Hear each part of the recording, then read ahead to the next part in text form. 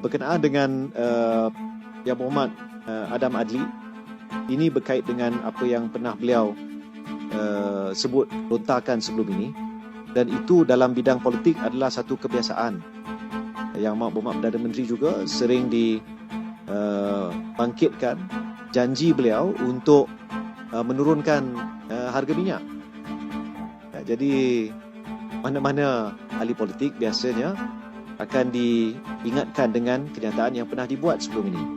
Tan Sri Muhyiddin Yassin, Yang Berhormat Tan Sri Muhyiddin Yassin sering diingatkan tentang kenyataan beliau menyebut PAS sebagai parti ajaran sesat, sebagai contoh. The things that you said before. Jadi bagi saya itu adalah satu kebiasaan. Okey geng, selamat berbuka semua. Baru-baru ni Menteri Komunikasi cakap depan wartawan ahli politik berjanji lepas tu tak jadi. Itu adalah perkara biasa.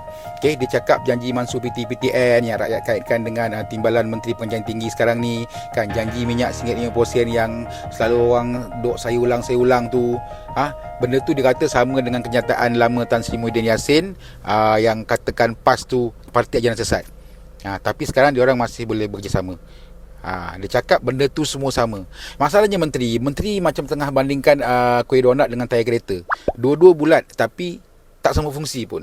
YB tak boleh ganti tayar kereta dengan kuih donat, dan kita tak boleh makan tayar kereta kalau tak jumpa kuih donat. Janji kepada rakyat ni bukan sembang kedai mamak YB Untuk penonton yang lebih muda, ini bukan sembang Family Mart. Okay? Janji dasar ni ialah benda yang orang guna untuk buat keputusan mengundi. Maknanya bila kau berjanji untuk mansuh hutang PTPTN, untuk turunkan harga minyak, buat polisi itu ini, sampai ada yang tak logik, tapi kau hambur juga dekat depan rakyat masa nak PRU, itu adalah kontrak modal kau dengan pengundi. Pengundi berharap pada kau pasal kau dah berjaya yakinkan diorang yang kerajaan masa tu teruk dan kau boleh betulkan. So bila kau nampak lagi teruk dari kerajaan masa tu, pengundi marahlah, kan? Memaku dulang paku yang serpeh, mengata orang liang lebih, lu dah ke langit kena muka sendiri. Sekarang kita tengok contoh lain pula. Ahli politik bergaduh hari ni, esok boleh duduk satu meja, kan? Kadang tak tunggu esok dah. Hari ni juga lepas tarawih dia pergi makan mori sama-sama satu masjid. Itu memang ada politik. Okey, hari ni kata A, esok oleh kerana strategi boleh jadi B. Hari ni cakap parti tu sesat, esok boleh bersama dalam satu coalition. Tapi prinsip politik ni tak sama dengan janji dengan rakyat. Asal nak samakan pula? Kan benda tu tak directly kacau poket rakyat pun. So bila dua benda ni disamakan, maknanya janji kepada rakyat sama level dengan ayat kempen, ayat sampah. Padahal tak sama langsung pun. Jiran pun bukan. Bayangkan bos kau cakap dekat meeting, tahun ni tak ada bonus, raya tak ada bonus. Alah, biasalah kan, semua syarikat pun macam tu, ada kebanyakan macam tu. So confirm kau rasa macam serius lah sikit bos, macam tu je, explain lah panjang sikit. Betul tak? Bila pemimpin normalizekan benda ni, message dia simple je, janji is optional. Dan itu akan buat orang rasa benci dan hilang rasa hormat. Sebab kau dah jatuhkan standard rakyat. Kau buat rakyat ni macam budak-budak, boleh gula-gula gitu je. Tak dapat bagi kau cakap tu biasa. Padahal rakyat siap sembahyang tahajud, doa siang malam biar kau menang tau. Tapi bila kau dah menang, kau tak mampu bayar, gitu je jawapan kau kat rakyat. Bagilah tahu realitinya, tak salah pun. Ekonomi berubah ke, situasi berubah ke, bentuk bumi dah jadi lonjong ke, flat ke, kan? Tapi bila kau jawab dengan tone macam, alah biasalah, dia dulu macam ni, kan? Itu bunyi macam jawapan budak tadika. Padahal tugas menteri bukan sekadar menjawab, dia kena yakinkan orang sekali. Kalau nak jawab tu budak tadika pun boleh jawab. Tapi kau yakin ke dengan jawapan budak tadika? Kan? Kau nak nampak profesional dan meyakinkan, pertama, kau kena akui prinsip. Mengaku kau buat janji tu. Janji lepaskan hutang PTPTN ni memang komitmen serius kepada rakyat. Lepas tu kau terangkan realiti sekarang apa? Apa jadi sekarang ni? Namun pelaksanaannya bergantung kepada keadaan ekonomi dan keutamaan fiskal. Lepas tu, apa yang tengah kau usahakan? Kerajaan sedang melaksanakan pendekatan alternatif yang lebih mapan. Contoh kan, last kali kau janjilah kau akan update selalu, kan? Kita tetap bertanggungjawab menjelaskan kepada rakyat dari masa ke masa tentang perjanjian itu, tentang janji itu. barulah terserlah kepimpinan. Ni tak habis-habis pakai formasi 5-4-1 je kan. Sekali-sekali pakailah 4-2-4, menyeranglah sikit. Spacing semua daripada atas sampai bawah sama je. Janji manifesto memang komitmen yang serius. Tapi bila pemerintah, kita kena hadapi realiti fiskal. Sebab tu kita buat pendekatan lain supaya matlamat tetap tercapai tanpa melupakan komitmen asal.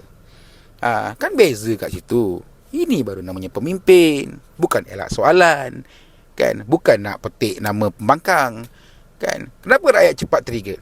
Kat Malaysia ni bukan sekarang je kena tipu, kan? Menurut diorang dari dulu. Jadi kalau lepas kena tipu, ditimpa tipu lagi, maknanya kau tak kesian kat orang yang kena tipu. Kau dah perkecilkan pengalaman dia ditipu dulu.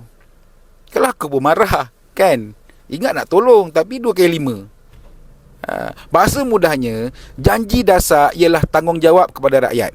Dan kenyataan politik ialah strategi kekalkan kuasa. Pasal politik ni seni kemungkinan. Orang boleh ubah pendirian, boleh tukar strategi. Tapi bila orang politik buat janji dasar dan dia buat macam sembang biasa, sembang sampah, aku rasa malang kot nasib rakyat kat bawah dia. Benda ni simple je. Kalau kau tak dapat tunai janji, tak payah petik kerajaan lama ataupun pemimpin lawan untuk jadikan alasan. Jangan cakap mungkir janji tu biasa. Itu pasal penyakit orang politik daripada dulu tak sembuh-sembuh. Yang tua tunjuk benda bodoh, yang muda-muda ni ikut. Nak jatuhkan kerajaan bukan pasal nak ubah, tapi nak sambung kezaliman dan kekorapan dia. Siapa tak nak duit senang kan? Kalau kau rasa aku cakap pasal kerajaan sekarang, patut kau kena risau apa yang aku cakap ni valid dekat semua kerajaan seterusnya lepas ni. Tak ada perubahan, saling copy paste. Itu patut kau kena risau. Kalau janji pun dianggap biasa untuk tak jadi, habis tu rakyat nak pegang apa? NGO, influencer. Dia orang pun kena sekat, kan? Bila kau cucuk sebungkus teh ais dengan jarum, air akan keluar. Yang tinggal cuma air batu. Dan dalam politik, sekali kau bocorkan kepercayaan, rakyat akan keluar. Yang tinggal cuma pentaksub berkepala batu. Boleh lah tu boleh lah.